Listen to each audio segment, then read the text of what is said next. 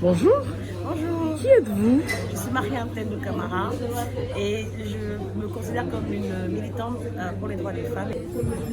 Les objectifs en général des campagnes de sensibilisation n'ont jamais changé depuis très longtemps. Alors, en ce moment, nous sommes en plein dans les 16 jours d'activisme contre les violences faites aux femmes et aux filles. Est-ce que vous pensez que c'est pertinent de faire ce genre de campagne et pour quel impact? Les objectifs en général des campagnes de sensibilisation n'ont jamais changé depuis très longtemps.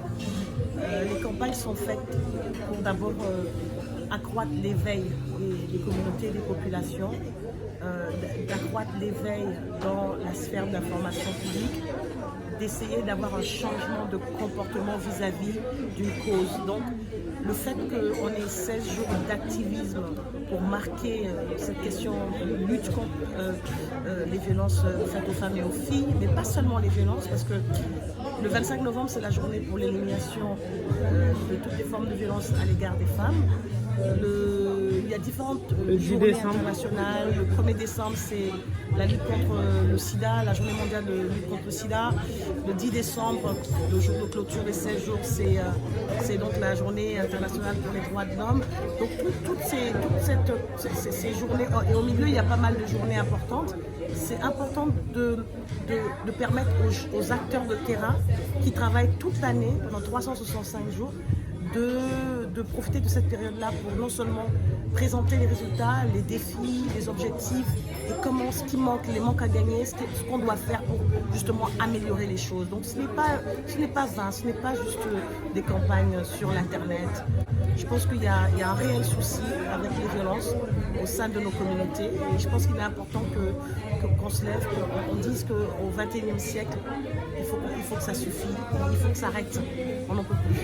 Les femmes, elles meurent, elles succombent, les filles elles subissent toutes sortes de pratiques néfastes et les violences sexuelles sont les pires, les violences domestiques, les violences à l'égard du corps de la femme ou de la fille, les violences psychologiques, les violences économiques, les violences politiques, mais particulièrement toutes les discriminations qui font que la femme ne puisse pas s'émanciper ni s'épanouir au sein de son environnement. C'est important.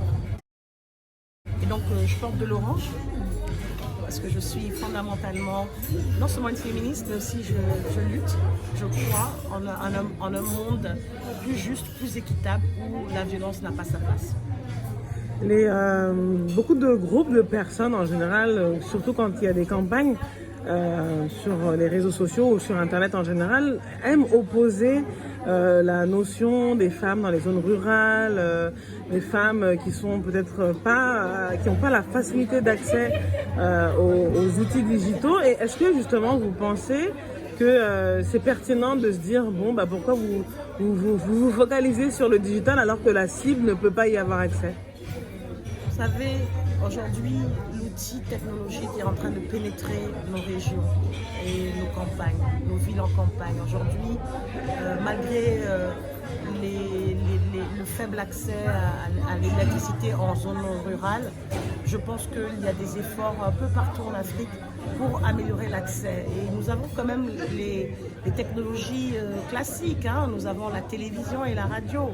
Et on n'oublie pas cela. Et donc, nous devons demander à ce qu'il y ait plus de campagnes en langue vernaculaire, dans nos langues locales. C'est ça l'objectif. Aujourd'hui, il y a des radios qui commencent à couvrir vraiment de plus en plus de programmes dans nos langues locales. Je pense qu'on a des pays comme le Sénégal ou le Mali dans nos régions où vous avez des émissions, je dirais 50-60% des émissions qui sont vraiment en langue locale, en Wolof, en Bambara, et je pense qu'il faut augmenter cela. Dans les pays comme la Guinée, c'est plus compliqué parce qu'on a 4 régions bien distinctes au sein de notre espace, mais je pense que c'est possible d'être fait et il faut qu'on aille plus près des localités. Donc le cri est lancé à partir des capitales et des villes urbaines. Mais je pense qu'elles doivent tirer la majorité qui se trouve dans les zones rurales. Et nous, notre rôle, en tout cas mon rôle à moi, c'est de ne jamais oublier qu'on parle au nom de la majorité. Je suis au service de celles qu'on n'entend pas. Je suis au service des voix invisibles. J'essaye et j'espère qu'en tout cas que le travail qu'on fait depuis plusieurs années paie et que l'impact puisse se ressentir là où ça doit se ressentir. Merci.